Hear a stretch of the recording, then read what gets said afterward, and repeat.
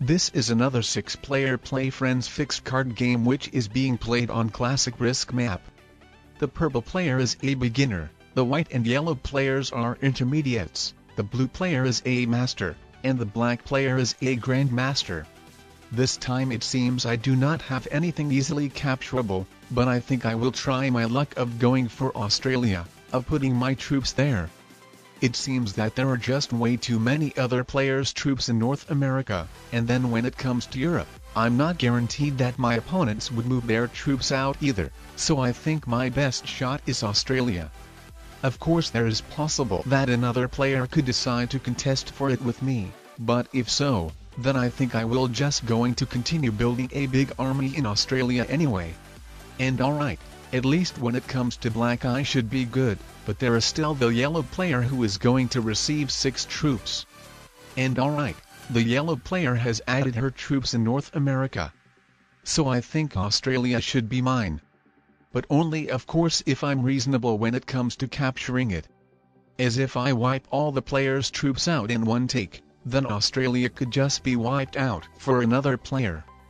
But also if I take those Australian troop territories down one by one, it's also possible that I could become relatively weak enough, and with another player near trading in a set, he could potentially wipe me out.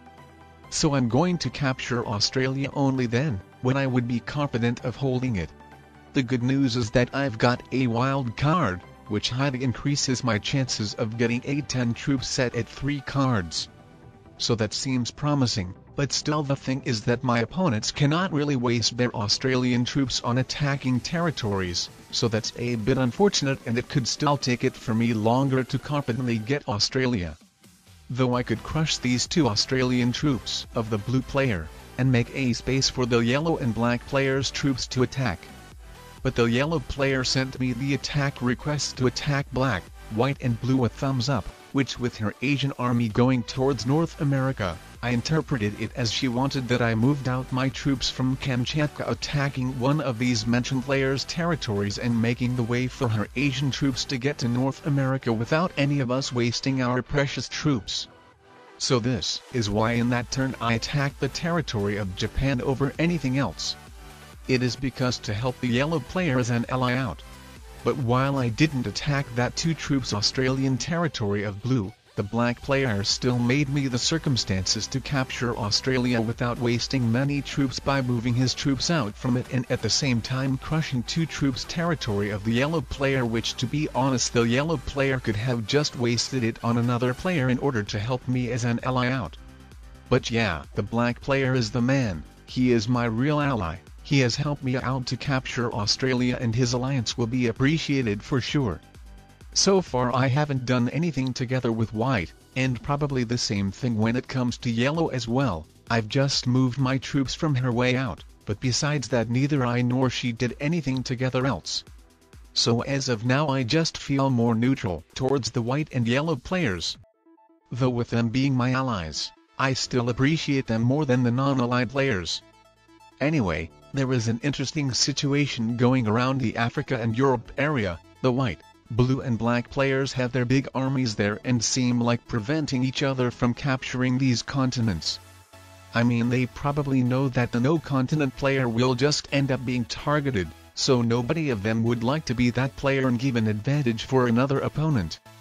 Then, when it comes to the purple player, he seems to be using the South American turtle strategy. And while it could sometimes be really good playing in the public lobbies, I don't really think it is going to work out in this game with subscribers who probably saw a lot of my videos as well, so I don't think they should over-destroy each other while completely not paying the attention to the purple player, so then the purple player could easily dominate the game.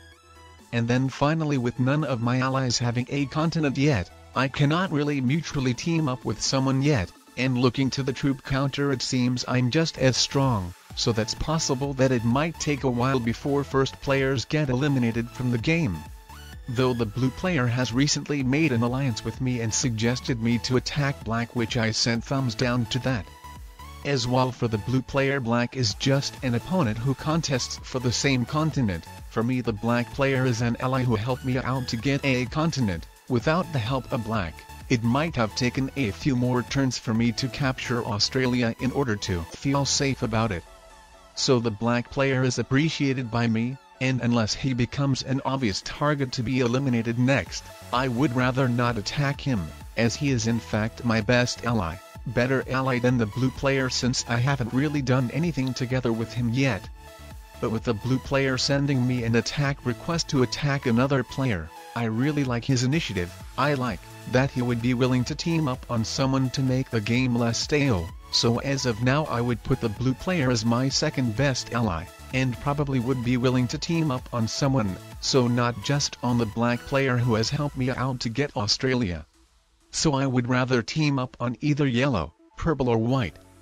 And with the white player at that moment being the most suitable of these players for the blue player to attack, and then with the black player before sending me an attack request to attack white also, I suggested blue to potentially team up on white instead, but now there is actually an interesting situation with white with him moving into North America through unguarded purples and yellows borders. And I really like it, because with the purple and yellow players not guarding borders against each other, it could have really indicated that they are serious allies, at least when it comes to the yellow player of treating the purple player as a good ally, as the purple player has never really guarded his borders against anyone before, so with just as of now fortifying his army on Brazil. And oh wow, the white player is taking the yellow player out. That was a bit unexpected, but no matter the upcoming outcome I really like it, because there will be fewer players in the game. The white player got successful of taking the yellow player out, so now let's see how it turns out him to be. And even 20 troops are coming out from trading in 2 sets at once. So that went extremely well for the white player for sure. Though he might still end up being with no continent, as North America could get very easily invaded, there is only one border which is protected well. And with the white player invading black into Europe, he would be better hoping that someone would take care of black, as black could retaliate and invade him into North America through Asia, and then fortifying his troops there so the white player would be prevented from holding it. Now with the purple player showing his aggressiveness towards me by wiping all those one-troop Asian territories of mine, my priority and focus goes on attacking him also. As obviously while another player is attacking me, it wouldn't be very wise for me to attack some other player, and I do not really want just to turtle and do nothing. The purple player came back to using the South American turtle strategy blocking his army, so I do not really think I should be in a serious danger. I didn't really like to trade in a 4-troop set at 4 cards, but this was because nobody would consider taking me out for 5 cards. What I saw is that the blue player was at 5 cards, and I knew that he likes to take other players out probably more than any other player I know. So I didn't really want to risk that. But what I see is that I'm still very weak, so maybe that wasn't much of a great idea to wipe those purple's troops from Asia. As I might still be in some sort of danger, though I have a wild card, so I just only need to survive for one more round. And then I should feel being safe once again. The blue player suggested me to attack black, and I only sent him thumbs up is because his attention would be still fully focused on him, but on some other player, which for example could be me. As in fact I'm the weakest player, even weaker than black, and for me to attack another player, whichever player it is, would just be dumb, as besides doing the dirty work for another player, I would risk of getting myself eliminated as well, especially when I'm with 3 or more cards. And when it comes to black, I do not really care anymore whether or not to attack him anymore. I mean, yes, he helped me out of getting a continent, but after he didn't end up being in some good position, and while the blue and white players wanted to attack him, he made the purple player as an enemy for himself as well, after invading him into South America. Which just led the purple player completely taking him out from the game by himself.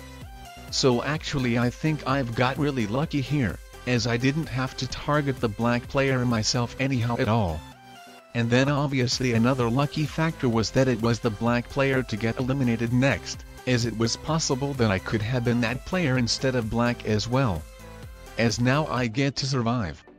Actually I think it was quite bad for the purple player to completely take the black player out himself, as he ended up being the weakest player, meaning that he would be the easiest target to eliminate in order to get to the 3-player situation, especially when the purple player just blocked himself, without showing any intentions for another players to team up together on someone.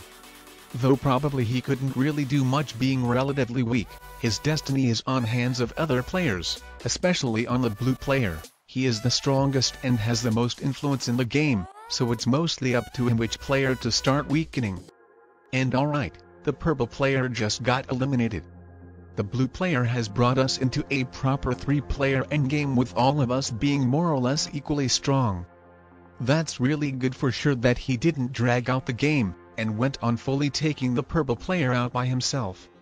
And I think I want to team up with blue on white rather than vice versa, as one thing the white player wasn't guarding his Central American border with the blue and purple's armies being in South America, so I assume he trusted them more over me, and taking that into account I had to encourage blue to invade white into North America, so the teaming up players would be me and blue, but not blue and white.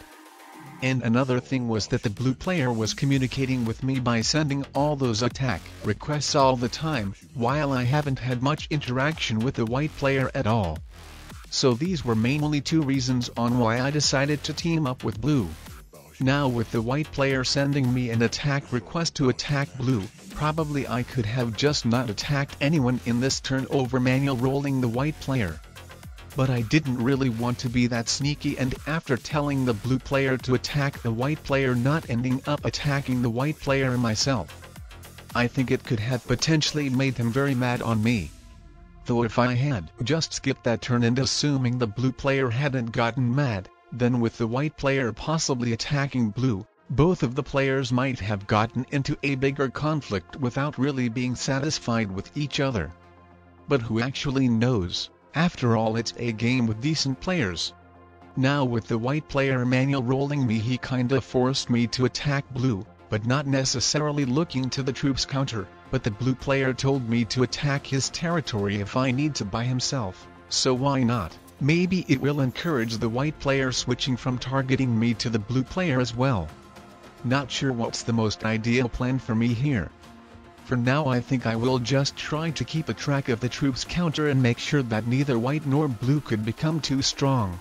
What I assume is that the blue player is suggesting me to additionally take over Europe while letting him hold both of the Americas, and then with me splitting my troops in Ukraine and Middle East we could potentially trap the white player inside Australia or Asia. And with the white player staying blocked I could definitely set the strategy up. Though while I still decided to go with it, I do not really like it too much, as the blue player is supposed to have an advantage over me, and then he could potentially outsmart me. Who knows, he might even consider immediately invading me. But while the white player is trapped he is at 4 cards, so even if the blue betrays me, I think we should be good. A bit bad for me that the blue player didn't weaken white. And that's even more unfortunate is that the white player tries to break through one of my borders, which could be really promising for the blue player. But luckily I have a 10 troops set at 3 cards, so now the game cannot go wrong. And with invading blue into both of the Americas, I think I will try holding South America. Someone could invade me through one of the borders, but I don't think it would be good to any of the players, as if the blue player did so, then he would probably force me to start adding my troops to one big army and stop getting any cards, and if the white player did it, then I think he would break the balance of the game into the blue player's favor. The blue player sent me thumbs down, but I mean what I was supposed to do? To let him hold all those continents? Looking to the troops counter we are equal, but while I'm at 1 card he is at 5 cards. So now imagine what would have happened if I had let him hold both of the Americas and then even had attacked white. He might have even won the game, or at the very least would have dominating it, having a strong position for sure. Anyway, now with the white player listening to my attack request to attack blue, I'm going to capture some of the blue player's territories as well, though he captured the most of them and I do not really want to have both of my armies blocked. Unfortunately it seems that blue player is after me now. Though I don't think it would be worth for him to try taking me out. Fortunately for me I survive, but the blue player got so lucky to lose 10 troops fewer than me in 36 versus 18 troops blitz rule. And with the blue player not hesitating to try taking me out even when the odds were very low, now let's imagine again what would have happened if I had let blue hold both of the Americas back then. It seems the white player has a huge advantage now, but maybe we still have some chances to get to the balanced state again, so let's try doing our best. I might actually get lucky to get a set at 3 cards, assuming I don't get taken out. This is so fortunate that the blue player has a set at 3 cards, but while the white player's advantage shrinks and the blue player's situation starts to look better, I'm still staying in a barely surviving state. But so fortunately the white player doesn't have a set at 4 cards, so now it could be relatively for him risky of trying to take me out when having to do the troop split. Unfortunately he still goes for it, and no matter the upcoming outcome, the game is probably lost for me. As I do not have a set at 3 cards, and the white player didn't manual roll the blue player's Australian army to prevent him from taking me out. But let's try setting up the troop split again. But unfortunately getting the 4 card, I see I still do not even have a single set yet, so even if somehow I survive now, then the next round there would be an opportunity for players to try taking me out again.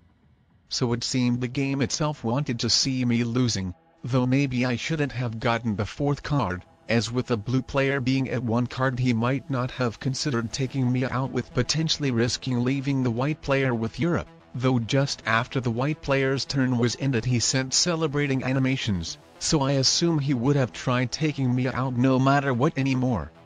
Anyway, sometimes you just have a bunch of luck, and sometimes you don't have it at all. Eventually it evens out itself. And then actually it could be very intriguing when players take risks rather than always play as safely as possible. The game is called Risk after all, and those games could be very fun for sure. That's a GG, the blue player is a winner.